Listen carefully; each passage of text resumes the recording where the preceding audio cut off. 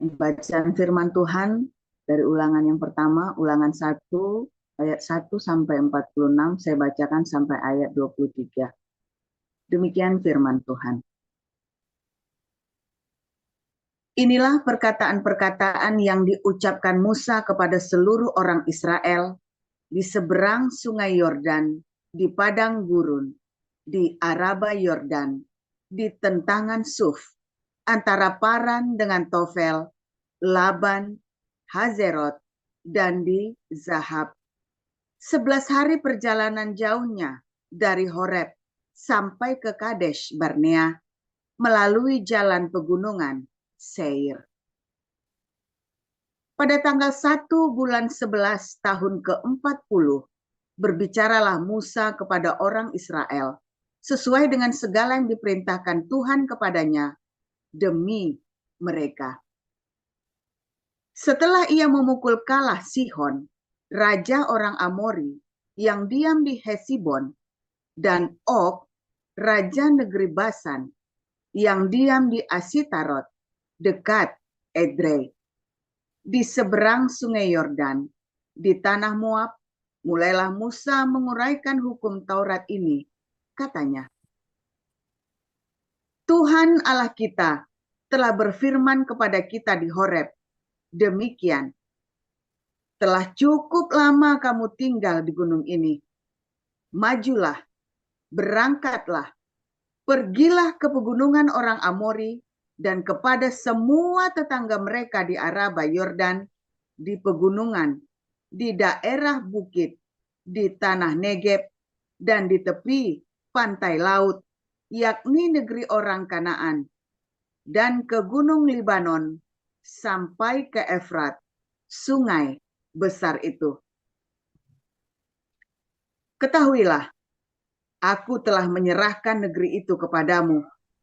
Masukilah, dudukilah negeri yang dijanjikan Tuhan dengan sumpah kepada nenek moyangmu, yakni Abraham, Ishak, dan Yakub. Yang 32F ini Adi ya, saya jadi hafal tuh. Adi.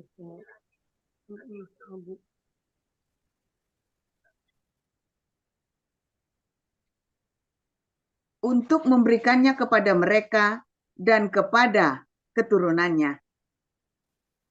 Pada waktu itu aku berkata kepadamu, demikian. Seorang dari aku tidak dapat memikul tanggung jawab atas kamu. Tuhan Allahmu telah membuat kamu banyak, dan sesungguhnya sekarang kamu sudah seperti bintang-bintang di langit banyaknya. Tuhan Allah, nenek moyangmu, kiranya menambahi kamu 1000 kali lagi dari jumlahmu sekarang dan memberkati kamu seperti yang dijanjikannya kepadamu. Tetapi bagaimana seorang diri aku dapat memikul tanggung jawab atas kesusahanmu, atas bebanmu, dan perkaramu? Kemukakanlah dari suku-sukumu orang-orang yang bijaksana, berakal budi, dan berpengalaman. Maka aku akan mengangkat mereka menjadi kepala atas kamu. Lalu kamu menjawab aku, memang baik apa yang kau anjurkan untuk dilakukan itu. Kemudian aku mengambil kepala-kepala sukumu, yakni orang-orang yang bijaksana dan berpangkat. Ulang, yang berpengaruh. Ulang, yang berpengalaman.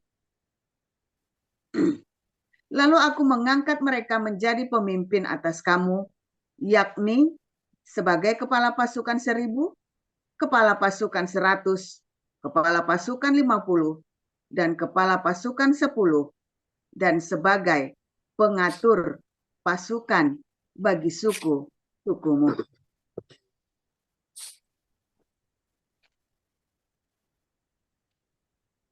Dan pada waktu itu, aku memerintahkan kepada para hakimmu, demikian.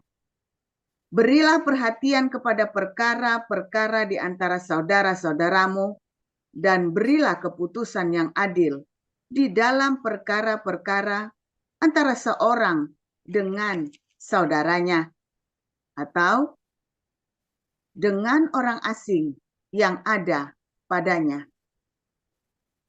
Dalam mengadili, jangan pandang bulu, baik perkara orang kecil maupun perkara orang besar harus kamu dengarkan. Jangan gentar terhadap siapapun, sebab pengadilan adalah kepunyaan Allah. Tetapi perkara yang terlalu sukar bagimu harus kamu hadapkan kepadaku, supaya aku mendengarnya. Demikianlah aku pada waktu itu memerintahkan kepadamu segala hal yang harus kamu lakukan. Kemudian kita berangkat dari Horeb dan berjalan melalui segenap padang gurun yang besar dan dahsyat yang telah kamu lihat itu, ke arah pegunungan orang Amori, seperti yang diperintahkan kepada kita oleh Tuhan Allah kita. Lalu kita sampai ke Kadesh Barnea. Ketika itu aku berkata kepada kamu, ulang.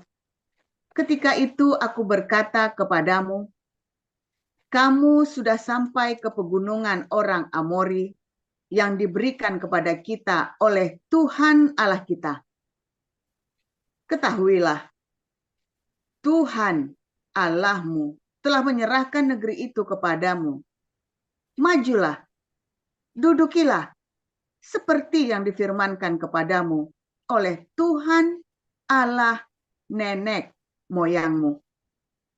Janganlah takut dan janganlah patah hati.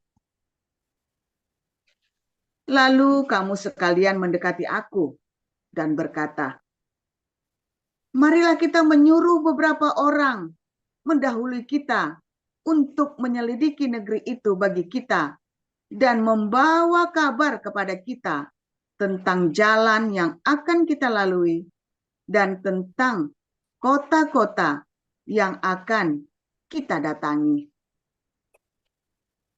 Ya, Hal selanjutnya itu kupandang baik. Jadi aku memilih daripadamu 12 orang dari tiap-tiap suku seorang. Demikian. Ya, selanjutnya ayat 24 sampai seterusnya. Mereka pergi dan berjalan ke arah pegunungan, lalu sampai ke lembah Eskol. Kemudian menyelidiki negeri itu. Maka mereka mengambil buah-buahan negeri itu dan membawanya kepada kita. Pula mereka membawa kabar kepada kita demikian. Negeri yang diberikan Tuhan Allah kita kepada kita itu baik. Tetapi kamu tidak mau berjalan ke sana. Kamu menentang titah Tuhan Allahmu. Kamu menggerutu di dalam kemahmu serta berkata, karena Tuhan membenci kita, maka ia membawa kita keluar dari tanah Mesir untuk menyerahkan kita ke dalam tangan orang Amori supaya dimusnahkan. Kemanakah pula kita maju? Saudara-saudara kita telah membuat hati kita tawar dengan mengatakan, orang-orang itu lebih besar dan lebih tinggi daripada kita. Kota-kota di sana besar dan kubu-kubunya sampai ke langit. Lagi pula kami melihat orang-orang enak di sana. Ketika itu aku berkata kepadamu, janganlah gemetar, janganlah takut kepada mereka. Tuhan Allahmu yang berjalan di depanmu, dialah yang akan berperang untukmu, sama seperti yang dilakukannya bagimu di Mesir di depan matamu. Dan di padang gurun, di mana engkau melihat bahwa Tuhan Allahmu mendukung engkau, seperti seorang mendukung anaknya sepanjang jalan yang kamu tempuh, sampai kamu tiba di tempat ini. Tetapi walaupun demikian, kamu tidak percaya kepada Tuhan Allahmu, yang berjalan di depanmu, di perjalanan untuk mencari tempat bagimu, di mana kamu dapat berkemah, dengan api pada waktu malam, dan dengan awan pada waktu siang untuk memperlihatkan kepadamu jalan yang harus kamu tempuh. Riwayat hukuman atas Israel. Ketika Tuhan mendengar gerutumu itu, ia menjadi murka dan bersumpah, tidak seorang pun dari orang-orang ini, angkatan yang jahat ini akan melihat negeri yang baik, yang dengan sumpah kujanjikan untuk memberikannya kepada nenek moyangmu, kecuali Kaleb bin Yefune, dialah yang akan melihat negeri itu, dan kepadanya dan kepada anak-anaknya akan kuberikan negeri yang diinjaknya itu, karena dengan sepenuh hati ia mengikuti Tuhan. Juga kepadaku Tuhan murka oleh karena kamu, dan ia berfirman, juga engkau tidak akan masuk ke sana. Yosua bin Nun pelayanmu, dialah yang akan masuk ke sana. Berilah kepadanya semangat, sebab dialah yang akan memimpin orang Israel sampai mereka memiliki negeri itu. Dan anak-anakmu yang kecil yang kamu katakan akan menjadi rampasan, dan anak-anakmu yang sekarang ini yang belum mengetahui tentang yang baik dan yang jahat, merekalah yang akan masuk ke sana, dan kepada merekalah aku akan memberikannya, dan merekalah yang akan memilikinya. Tetapi kamu ini, baiklah berangkatlah ke padang gurun ke arah laut Tiberau. Riwayat kegagalan serangan ke bagian selatan. Lalu kamu menjawab, katamu kepadaku, kami berbuat dosa kepada Tuhan. Kami mau maju berperang menurut segala yang diperintahkan kepada kami oleh Tuhan Allah kita. Dan setiap orang daripadamu menyandang senjata perangnya, sebab kamu menganggap mudah untuk berjalan maju ke atas ke arah pegunungan. Tapi Tuhan berfirman kepadaku, katakanlah kepada mereka, janganlah kamu maju dan janganlah kamu berperang, sebab aku tidak ada di tengah-tengahmu. Nanti kamu terpukul kalah oleh musuhmu. Dan aku berbicara kepadamu, tetapi kamu tidak mendengarkan. Kamu menentang titah Tuhan. Kamu berlaku terlalu berani dan maju ke arah pegunungan. Kemudian orang Amori yang diam di pegunungan itu keluar menyerbu kamu, dan mereka mengejar kamu seperti lebah, dan mengalahkan kamu dari Seir sampai Horma. Lalu kamu pulang dan menangis di hadapan Tuhan. Tetapi Tuhan tidak mendengarkan tangisanmu dan tidak memberi telinga kepada suaramu. Demikianlah kamu lama tinggal di Kades, yakni sepanjang waktu kamu tinggal di sana. Amin.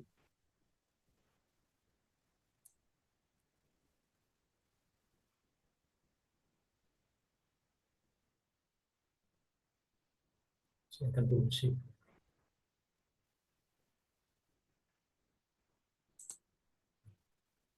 Suara belum ada Bu Lucy. Baik, saya akan baca Kisah Para Rasul 7 ayat 1 sampai 26. Kata imam besar, benarkah demikian? Jawab Stefanus, hai saudara-saudara dan bapak-bapak, dengarkanlah, Allah yang maha mulia telah menampakkan dirinya kepada bapa leluhur kita, Abraham, ketika ia masih di Mesopotamia, sebelum ia menetap di Haran. Dan berfirman kepadanya, keluarlah dari negerimu dan dari sanak saudaramu, dan pergilah ke negeri yang akan kutunjukkan kepadamu. Maka keluarlah ia dari negeri orang Kasdim, lalu menetap di Haran. Dan setelah ayahnya meninggal, Allah menyuruh dia pindah dari situ ke tanah ini, tempat kamu diam sekarang. Dan di situ Allah tidak memberikan milik pusaka kepadanya, bahkan setapak tanah pun tidak. Tetapi ia berjanji akan memberikan tanah itu kepadanya menjadi kepunyaannya, dan kepunyaan keturunannya, walaupun pada waktu itu ia tidak mempunyai anak. Beginilah firman Allah, yaitu bahwa keturunannya akan menjadi pendatang di negeri asing, dan bahwa mereka akan diperbudak dan dianiaya 400 tahun lamanya. Tetapi bangsa yang akan memperbudak mereka itu akan kuhukum, firman Allah. Dan sesudah itu mereka akan keluar dari situ dan beribadah kepadaku di tempat ini. Lalu Allah memberikan kepadanya perjanjian sunat. Dan demikianlah Abraham mempersembahkan Ishak. Lalu menyunatkannya pada hari yang ke-8. Dan Ishak memperanakan Yakub, dan Yakub memperanakan ke-12 bapa leluhur kita. Karena iri hati, bapa-bapa leluhur kita menjual Yusuf ke tanah Mesir. Tetapi Allah menyertai dia dan melepaskannya dari segala penindasan, serta menganugerahkan kepadanya kasih karunia dan hikmat ketika ia menghadap Firaun, Raja Mesir. Firaun mengangkatnya menjadi kuasa atas tanah Mesir dan atas seluruh istananya. Maka datanglah bahaya kelaparan menimpa seluruh tanah Mesir dan tanah Kanaan, serta penderitaan yang besar, sehingga nenek moyang kita tidak mendapat makanan. Tetapi ketika Yakub mendengar bahwa di tanah Mesir ada gandum, ia menyuruh nenek moyang kita ke sana. Itulah kunjungan mereka yang pertama. Pada kunjungan mereka yang kedua, Yusuf memperkenalkan dirinya kepada saudara-saudaranya. Lalu ketahuanlah asal-usul Yusuf kepada Firaun. Kemudian Yusuf menyuruh menjemput Yakub ayahnya dan semua sanak saudaranya, 75 jiwa banyak. Lalu pergilah Yakub ke tanah Mesir. Di situ ia meninggal, ia dan nenek moyang kita. Mayat mereka dipindahkan ke Sikem dan diletakkan di dalam kuburan yang telah dibeli Abraham dengan sejumlah uang perak dari anak-anak Hemor di Sikem.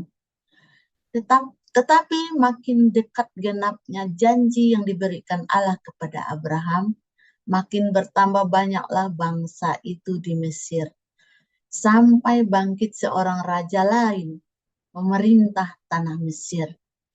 Seorang yang tidak mengenali Yusuf. Raja itu mempergunakan tipu daya terhadap bangsa kita dan menganiaya nenek moyang kita, serta menyuruh membuang bayi mereka, supaya bangsa kita itu jangan berkembang. Pada waktu itulah Musa lahir, dan ia elok di mata Allah. 3 bulan lamanya ia diasuh di rumah ayahnya. Lalu ia dibuang, tetapi putri Firaun memungutnya dan menyuruh mengasuhnya seperti anaknya sendiri. Dan Musa dididik dalam segala hikmat orang Mesir, dan ia berpuasa dalam perkataan dan perbuatannya. Pada waktu ia berumur 40 tahun, timbullah keinginan dalam hatinya untuk mengunjungi saudara-saudaranya, yaitu orang-orang Israel. Ketika itu ia melihat seorang dianiaya oleh seorang Mesir.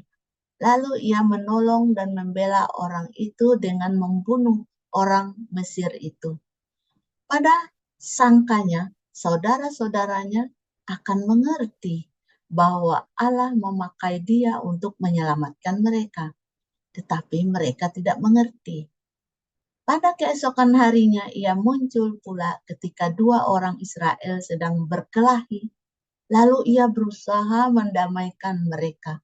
Katanya, "Saudara-saudara, bukankah kamu ini bersaudara? Mengapakah kamu saling menganiaya?" Demikian. Terima kasih. Saya akan lanjutkan.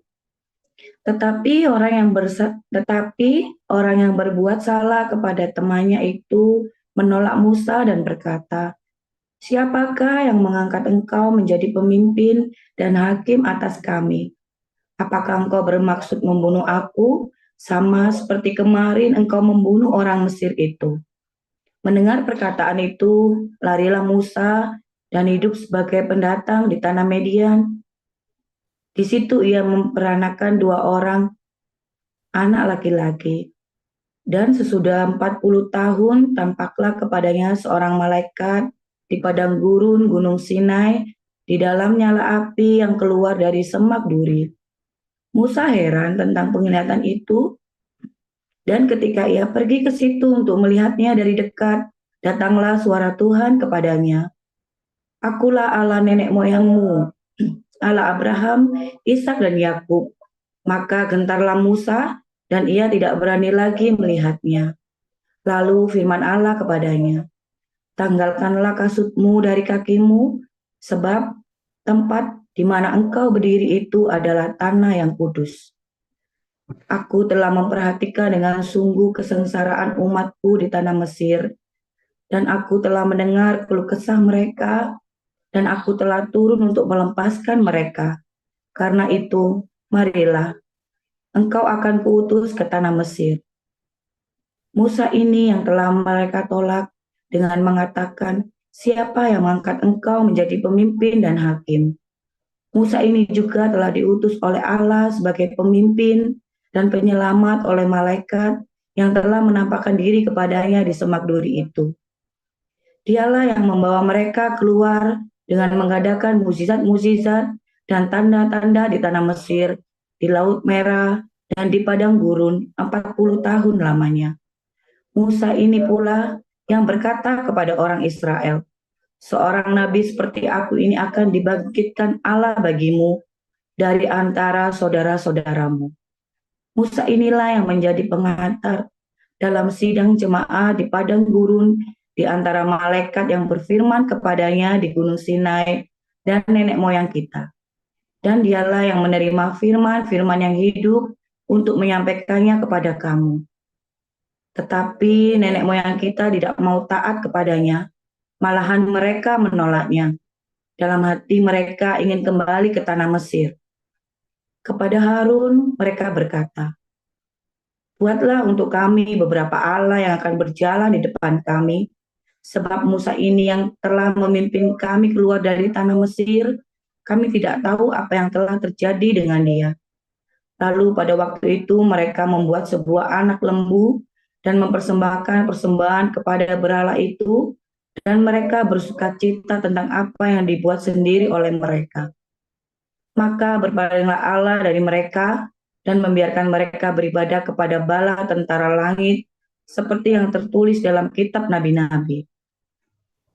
Apakah kamu mempersembahkan kepadaku korban sembelihan dan persembahan selama 40 tahun di padang gurun itu, hai kaum Israel?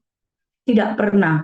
Malahan kamu mengusung kemah Molok dan bintang dewa Revan, patung-patung yang kamu buat itu untuk disembah. Maka aku akan membuat kamu ke dalam pembuangan sampai di seberang sana, Babel. Kemah kesaksian ada pada nenek moyang kita di padang gurun, seperti yang diperintahkan Allah kepada Musa untuk membuatnya menurut contoh yang telah dilihatnya.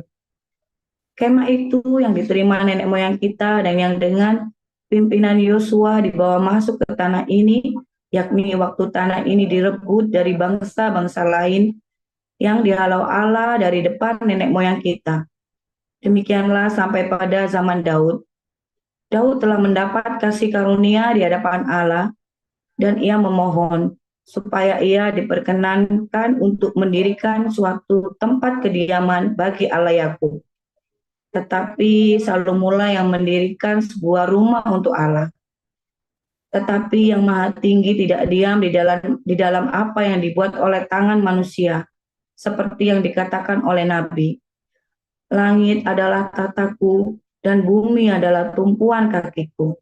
Rumah apa yang akan kamu dirikan bagiku, demikian firman Tuhan.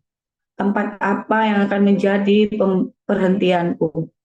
Bukankah tanganku sendiri yang membuat semuanya ini?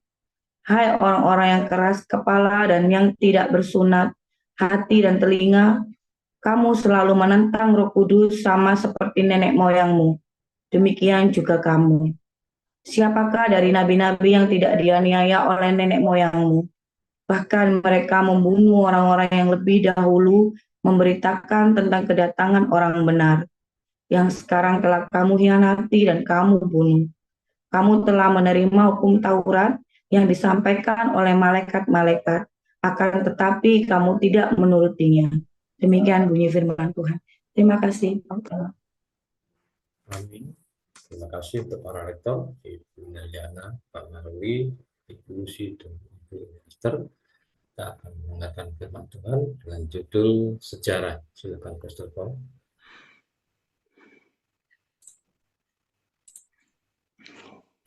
Haleluya, firman Tuhan selalu baru setiap hari ketika kita menanti-nantikan Tuhan Yesus dengan penuh cinta, penuh pengharapan, penuh dengan hati yang tulus ya, saudara ya. Terus ya, percaya saya hatimu tidak tulus, dan kamu tidak punya pengharapan, kamu nggak punya iman, nggak punya cinta, firman Tuhan itu ya biasa-biasa saja, nggak ada kuasanya. Anda baca firman Tuhan, Anda ikut embun pagi, doa pagi dimanapun, Anda berdoa, Anda ke gereja, tapi karena kamu tidak punya pengharapan, ya, kamu nggak punya iman, nggak punya iman, nggak mungkin ke gereja. Oh, mungkin banyak orang di gereja tuh nggak punya iman. Ya, buktinya dia udah pergi ke gereja, pulang masih tetap utang-utang kok, ya kan? Buktinya dia sudah ke gereja, pulang dia masih tetap balas dendam. Nah, ini ke gereja, ini gereja ini kita suci, ya ini harinya Tuhan. Ya, begitu Anda keluar gereja, disalib mobil, dipepet, wah, ngajak berantem, semua, nah itu tadi ya. Wah, itu sering ya, saudara ya. Beneran, nggak pendetanya juga sama. Nah, jadi itu menunjukkan bahwa Anda nggak punya iman, Anda datang ke gereja itu nggak ada tujuannya mau ngapain ya, cuma mau arisan doang. Ke gereja itu cuma mau jingkrak-jingkrak, lihat gereja karismatik ya.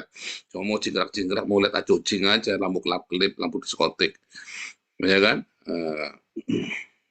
Jadi saudara, hati-hati ya, hati-hatilah dengan apa hatimu itu ya. Bener nggak kamu punya iman datang ke gereja? Bener nggak ya?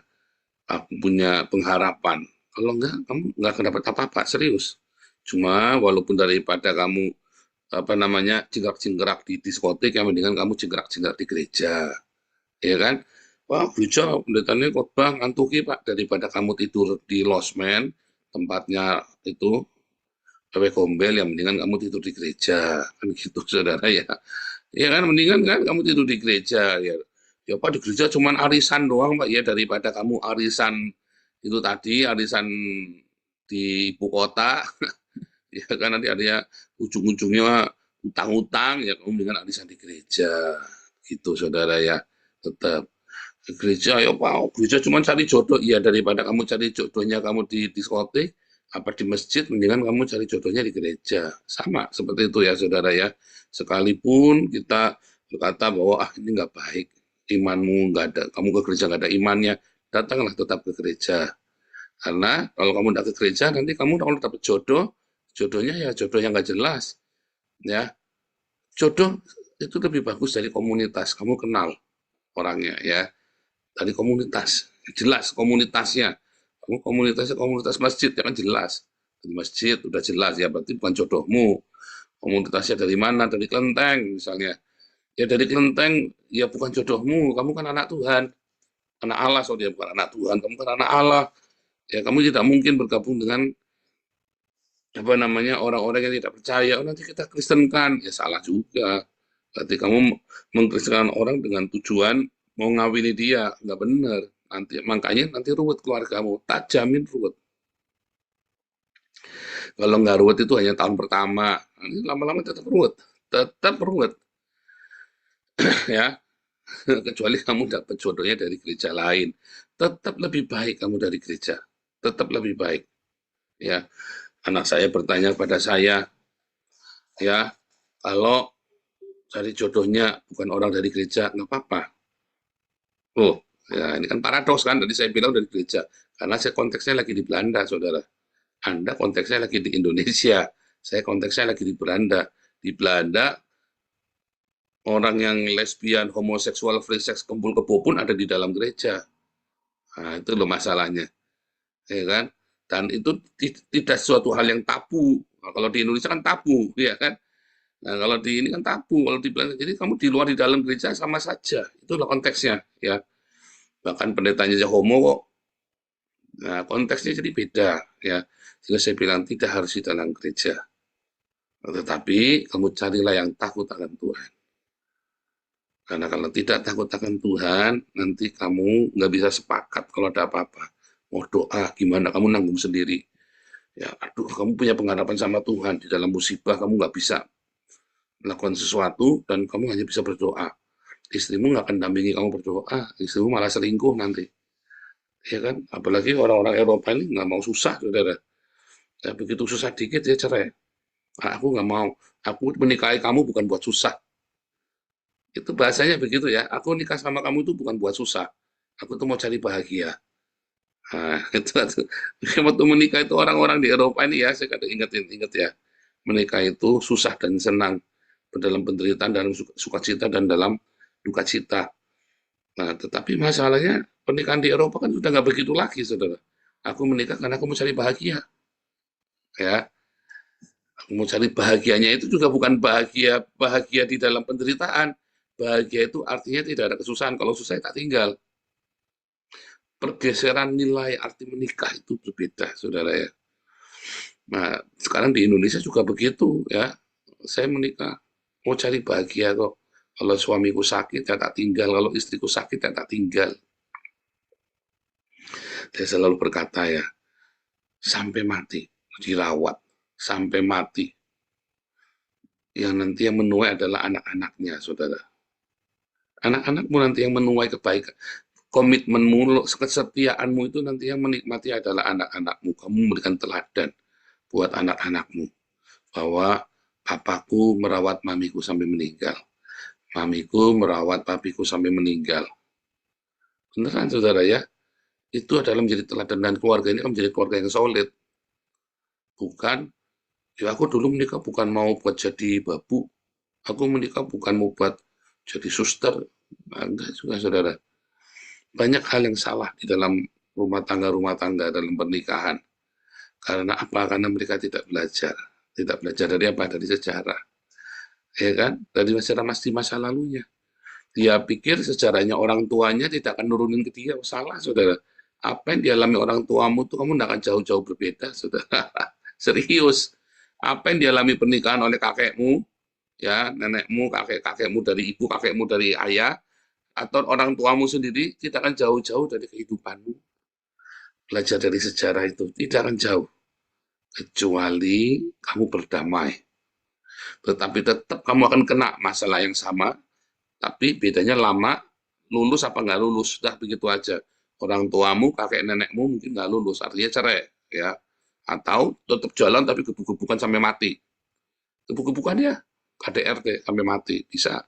Tapi kalau kamu berdamai, kamu ada rekonsiliasi di hatimu, ya, kamu tetap melewati sedikit, ya, tetapi kamu akan lolos. Makanya saya selalu berkata kepada anak saya, menikahlah dengan keluarga yang baik. Serius, saudara. Wah, Pak, diskriminasi, kasihan yang keluarganya nggak baik dong. Ya, ya itu sudah konsekuensi.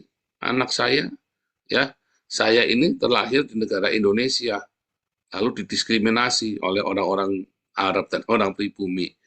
Yang salah apakah orang tua saya, saudara? Kan konsekuensi, ini bukan salah benar, tapi konsekuensi.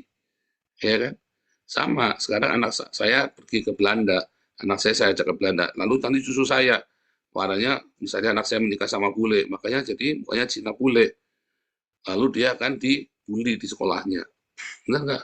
Karena kan mengalihkan aneh kan, beda kan? Nah, bedanya kalau di Belanda sekarang ini diajarin nggak boleh. Kalau kamu beda, bukan berarti dia boleh kamu bully. Kalau di Indonesia kan nggak diajarin kan? Kalau di Belanda itu diajarin ya. Dan kalau anakmu itu suka bully, orang tuanya dihajar, saudara. Orang tuanya bisa dipanggil polisi. Bukan cuma dipanggil sekolah, dipanggil polisi. Ya, kalau yang suka bully itu. Beneran ya, kalau kamu tidak bisa didik anakmu untuk tidak membuli orang lain, anakmu akan diambil ke panti sosial. Diambil sama negara, berarti kamu tidak bisa mendidik anakmu. Beneran ya, anak-anak yang bully-bully itu ya. Jadi tetap sejarah di masa lalu itu akan berulang kepadamu, saudara. Anda mau terima mau enggak, ditolak begitu rupa, Anda yang biasa kawin cerai, dari kakek neneknya suka kawin cerai, akan nurut, ya, sampai ke anak-anaknya, cucunya kawin cerai, saudara, yang kawin cerai. Serius, saudara ya. Kutuk itu bukan kutuk, itu konsekuensi karena teladan. Jadi misalnya dalam satu keluarga ya pasti banyak yang tetap nanti ada balik kawin cerai. Beda dengan ada satu keluarga di Jerman ya, orang Indonesia menikah sama orang bule Jerman. Pokoknya ini udah nggak baik lah keluarganya ya. Terus si istrinya ini bilang, saya mau tinggalkan kamu. Kamu berani ceraikan saya bunuh kamu. Sampai ngomong gitu orang bulenya. Di keluarga saya tidak ada yang bercerai. Kamu boleh tidur dengan siapa saja. Kamu boleh selingkuh. Tapi jangan di rumah. Pergi. Jangan dibawa ke rumah. Jangan sampai ibu saya tahu. Tapi kita tidak boleh cerai. Kalau cerai, kamu saya bunuh.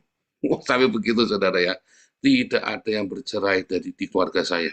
Mereka keluarga Katolik yang sangat fanatik ya, saudara ya. Jadi mereka menjaga benar. Tapi itu, ya itu bagus ya, saudara. Komitmen ya, komitmen nggak boleh cerai. Pokoknya apapun nggak boleh cerai. Walaupun sudah hancur-hancuran. Waduh, luka dalam itu semuanya ya.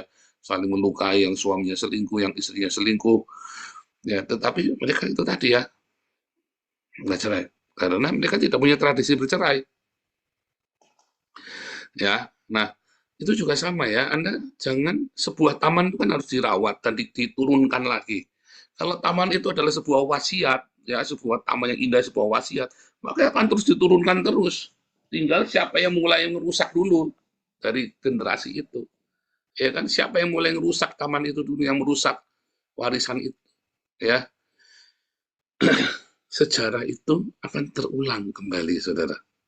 Sejarah itu sebuah pola kehidupan. Dan itu selalu berulang dalam generasi ke generasi. Dalam sebuah periodik akan terulang lagi. Ya, kecuali dia diperdamaikan dengan Sang Pencipta, yaitu Yesus Kristus. Ya, sejarah itu kan berulang kembali dalam keluargamu, dalam makanya ya minimum ya kalau sampai ini ya akan ngucap, ya kita cerai aja. Hati-hati saudara. Minimum akan terjadi ucapan-ucapan yang menyakitkan seperti udah kita pisah aja, kita cerai aja. Nggak tahan. Dia tidak mengerti, dia tahu makna pernikahan, tapi sel-sel tubuhnya ini sudah merekam. Itu polanya DNA ya, pola genetik itu. Pola genetika itu adalah merekam. Ya kan? Kan genetika itu diturunkan, dari orang tua diturunkan sebuah pola genetik. Tapi pola genetik itu merekam environment-nya dia. Terus dituliskan di dalam sel-selnya dia, ditulis lagi. Ya. Jadi tanpa sadar kita sedang menuliskan kembali gennya kita, lalu kita turunkan ya kepada anak kita, dan terjadi penguatan itu tadi, sehingga bisa terjadi hal-hal yang mengejutkan, ya bisa terjadi hal-hal yang mengejutkan karena ada perekaman genetik itu. Ya, dari mana manusia punya gigi nggak punya taring, saudara? Ya, kita semua dulu ada taringnya, kita semua pasti punya taring, ya kan? Tetapi kenapa kita manusia nggak ada taringnya? Ya karena kita tidak makan daging mentah, ya kan? Tidak makan daging mentah. Kenapa kucing itu bisa makan tempe, saudara? Anjing makan tempe, kucing makan tempe. Siapa di sini kucing yang makan tempe tahu? Ya kan? Karena sudah dipola untuk makan tempe, makan tahu. Kucing padahal itu kan binatang pemakan daging, ya kan? Tetapi bisa makan tempe, makan tahu karena sudah dipola, dan itu turun-temurun dalam rumah kita. Jadilah dia pola genetiknya seperti itu. Ya. Nah, itu sama ya. Keluarga juga sama, pernikahan juga sama, diturunkan kepada kita, anak kita ngelihat tiap hari. Bertontonkan dia nurun, nggak sadar. Tanpa dia sadari, dia akan nurun. Ya, itulah sebabnya Anda harus berdamai. Anda harus punya tekad. Aku akan menulis ulang sejarah. Aku akan menulis ulang. Aku akan merubah sejarah. Ya, kenapa kita bisa mengubah sejarah? Karena ada sesuatu di dalam hidup kita yang revolusioner. Ada di dalam tubuh kita yang aku menolak untuk seperti itu. Tetapi kalau kamu tidak diperdamaikan dengan Sang Pencipta yang mendesain hidupmu, ya, Kamu sudah begitu revolusioner pun terulang lagi, saudara. Orang Buddha bilang apa? Karma. Ya kan? Itu seperti karma kalau bagi orang Buddha itu ya, itu udah karma, kalau nggak bisa diapa-apain. Terulang. Kamu sudah hebat begitu rupa ya, bahkan kamu sudah pergi dari kampung halamanmu, kamu tidak ketemu orang tuamu, tapi terjadi persis karena itu ya, itulah karma, kata orang Buddha. Tetapi kamu bisa merubah itu, yaitu dengan datang kepada Sang Pencipta hidup kita, yang mendesain hidup kita, diperdamaikan. Karena ketika kita terlahir kita dalam kondisi gen yang korup, dengan sebuah catatan historis yang panjang, yang dipola berulang. Orang Buddha bilang karma, ya kan? Tetapi kita orang Kristen berkata, ya itu karena kesalahan orang tua, ya, akan ditanggung oleh anak-anaknya. Konsekuensi, ya, sebuah konsekuensi. Bukan tabur tuai beda lagi. Ini konsekuensi, saudara. Ya, orang tua yang makan buah mentah, anak-anak yang sakit gigi, yang ngilu giginya, dan sakit perut. Tetapi akan tiba saatnya. Nah, di Yeremia ya, akan tiba saatnya. Ya, orang tua makan buah mentah, anak-anak tidak akan sakit gigi, tidak akan sakit perut. Akan tiba. Kapan itu? Bila Sang Pencipta itu datang ke dunia, mendamaikan kita. Orang yang datang kepada Yesus dengan sungguh-sungguh, dengan iman yang benar, dengan penuh cinta, dia tidak akan mengulangi histori yang buruk itu, saudara. Kalau kamu punya tekad, ya aku mau Tuhan menulis kembali sejarahku. Ya, kamu yang punya pola kemiskinan, yang punya pola perceraian, yang pola, ya, Anda bisa. Bahkan Anda yang punya penyakit turunan, jantung turunan, penyakit jantung turunan, penyakit jiwa turunan, ya, Anda bisa loh, saudara, bisa minta ditulis ulang sejarahmu, ditulis ulang hidupmu, saudara. Karena namanya his story itu dari kata his story, sejarahnya Tuhan. Jadi jangan kembali ke histori yang di atasnya kita 1 level, 2 level, 3 level, 4 level. Kita ke histori dari awal penciptaan di mana Tuhan menciptakan semuanya baik. Rekonsiliasi kita dengan Tuhan Yesus itu, ya, pendamaian kita oleh Tuhan Yesus Kristus adalah kita kembali kepada Adam waktu di Taman Eden. Ya. Kita kembali kepada Adam di Taman Eden. Pengetahuan yang dimiliki adalah pengetahuan yang kudus, pengetahuan yang benar, bukan pengetahuan yang untuk memuaskan hawa nafsu kita. Pengetahuan yang benar, pengetahuan yang tadi malam ya, koinonia tadi malam Anda dengarkan ulang, supaya Anda mendapat pengetahuan yang benar, yaitu metanoia. Karena pengetahuan kita sekarang kita miliki ada sebuah pengetahuan yang korup. Kita pikir waktu kita, oh ini istri harus dimarahi, kita pikir kita harus marahin istri kita. Ini anak ini harus, ya, misalnya ya anak harus diatur, didikte, kita misalnya begitu. Dan sebagai macam ya, pengetahuannya sekali mitos-mitos dalam keluarga yang salah. Nah, itu yang kemudian harus kita bereskan. Kembali kepada pengetahuan. Anda yang biasa utang-utang, ya, Anda harus kembalikan kepada pengetahuan yang benar. Pengetahuan yang benar, hati-hati saudara ya. Waduh, kalau Anda mengerti kebenaran ini, keluargamu akan bahagia, pernikahanmu akan mengalami terobosan. Kamu juga akan mengalami terobosan dalam hidupmu, saudara. Di dalam perekonomianmu, di dalam keluargamu, dalam pernikahanmu, di dalam cara pola hidupmu, saudara. Kamu harus metanoia.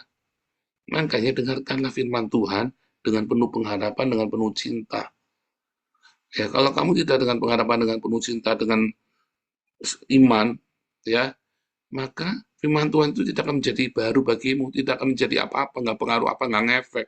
Padahal bagus ini firman Tuhannya, ya cuman bagus saja. Seperti Anda mendengar Mario Teguh itu loh, bagus kan omongannya dia kan. Masalahnya hidup tidak semudah bacotnya Mario Teguh. Nyatanya dia aja ngebacot, akhirnya dia sendiri nggak bisa mengatasi masalah lamanya dia yang timbul menghantui dia. Apa yang harus dilakukan Mario Teguh coba? Kalau dia sebenarnya, kalau dia di dalam Tuhan Yesus, dia harusnya bilang, iya anakku, aku salah. Harusnya dia bilang begitu Mario. Tapi kan dia memilih untuk apa, saudara? Memilih untuk melawan kan. Kamu bukan anakku. Ini jadi anaknya penasaran marah. Ya kan? Tambah diungkit-ungkit lagi. Loh, kamu ruginya ngakuin orang jadi anak apa coba? Ruginya kan masalah legasi. Kamu bilang, ya kan nggak bisa masalah legasi. Makanya kalau Anda pernikahan di yang lama belum tuntas, jangan menikah lagi, saudara. Kalau kamu bercerai, pernikahan yang lama belum tuntas itu jangan menikah lagi. Karena nanti akibatnya kayak Mario Teguh itu, nanti masalah-masalah lama akan mengungkit, akan mengejar. Ya, tapi kalau misalnya kamu terpaksa harus bercerai dalam kebodohanmu itu ya, harus sampai tuntas, pastikan itu tuntas. Ya, pastikan tuntas, saudara. Dan Anda yakin kalau sampai tiba di pihak pasangan Anda tidak mau menuntaskan, Anda harus tuntas. Nggak apa-apa, Anda harus sudah siap suatu ketika mengejar. Dengan anak-anakmu yang kamu tinggalkan pun, kamu harus tuntas. Dan kamu harus siap suatu ketika itu akan datang ke masa depan. Itu konsekuensi, balik lagi itu konsekuensi. Makanya jangan bercerai. Kalau kamu tidak siap dengan itu, tidak siap beresin anak-anakmu yang sakit hati, nanti anak-anak yang sakit hati ini akan menghasilkan pola yang lebih buruk daripada yang kamu alamin. Ya, pola yang lebih buruk daripada yang kamu alamin. Ya, makanya harus ditulis ulang dengan cara apa? Dengan berdamai. Tuhan Yesus itu memberikan pendamaian. Makanya ketika kamu ditebus, kamu diberi kuasa menjadi anak-anak Allah. Ya, Adam yang pertama menghasilkan generasi anak-anak jasmania. Tugasnya Adam, ya, sebagai orang yang hebat itu ya. Adam ini orang yang hebat ya. Karena dari Adam kan terpancar seluruh benih kehidupan. Maka ketika Adam bertugas menghasilkan anak-anak jasmania, maka Yesus menghasilkan anak-anak rohania. Karena di rohani itulah semua desain hidup kita dipetakan. Ditulis di situ ada desainnya. Makanya kamu harus di-reset hidupnya. Kembali bukan ke zamannya orang tuamu atau kakek nenekmu. Kembali ke zamannya Adam waktu di Eden. Di mana manusia diciptakan menurut gambar dan rupa dari Yesus. Jadi kembali ke sana. Ya, kita di-reset semua hidup kita dengan kita punya pengharapan yang teguh ya, jangan goyang ya, punya iman yang teguh, pengharapan yang teguh, punya cinta yang sejati. Itu saudara, Anda mau menulis hidupmu yang kembali, saya tulis hidup saya kembali ya, saya bilang sama Tuhan Yesus, sudah terlanjur Tuhan bagaimana, tulis hidup, tulis ulang. Maka saya, istri saya, anak-anak saya, kami menulis ulang kehidupan kami kembali, saudara. Kita tulis ulang, kita rampas kehidupan itu dari iblis, dari neraka. Kita rampas kehidupan itu. Ya kan? Anda minta dirampas ya, bahasa itu dirampas ya. Ya kan? Merampas orang yang terhuyung-huyung menuju ke neraka itu loh, dirampas bahasanya. Mengapa dirampas? Kamu harus dengan paksa, nggak bisa lembut-lembut. Ya, kita ke sana yuk pelan-pelan. Oh, nggak bisa, saudara. Anda mau pergi dari neraka itu adalah sebuah magnet yang besar bagi besi, saudara. Hidupmu itu ketarik gravitasi yang luar biasa sekali. Inti bumi. Neraka perut bumi itu ya, inti bumi. Gravitasi yang besar sekali yang menarik apapun dalamnya, saudara ya. Nah, atau tapi apa? Tapi namanya black hole ya, saudara ya. Black hole itu adalah apapun yang dekat-dekat di lubang hitam itu langsung hilang, saudara. Ketarik ke dalamnya. Hati-hati, saudara ya. Kamu nggak bisa nggak bisa pelan-pelan. Harus radikal. Kamu harus lari dari sana dengan radikal. Tapi larinya mau kemana? Nggak ada tujuannya. Ya kamu ketarik balik larinya ke Muhammad, ya habis kamu sudah tetap Muhammad aja ada di sana kok. Malah kejebak kamu. Ya kan? Kamu lari kepada Yesus pemilik sorga dong. Yang milik surga kan Yesus. Ayatnya kan jelas. Kepadaku telah diberi kuasa di bumi dan di sorga. Ya kan? Bahkan kunci neraka pun, kunci maut dan kunci jurang maut pun di tangannya Tuhan Yesus. Jadi kalau dia pemilik alam semesta yang di langit, yang di bumi, dan yang ada di bawah bumi, lalu Anda datangnya sama orang lain, ya nasibmu tuh ya saudara ya. Sorry saudara ya, kebablasan. Ya setelah, sudah gitu saja. Ya datanglah pada Yesus. Petakan ulang itu. Tuhan Yesus memberkati.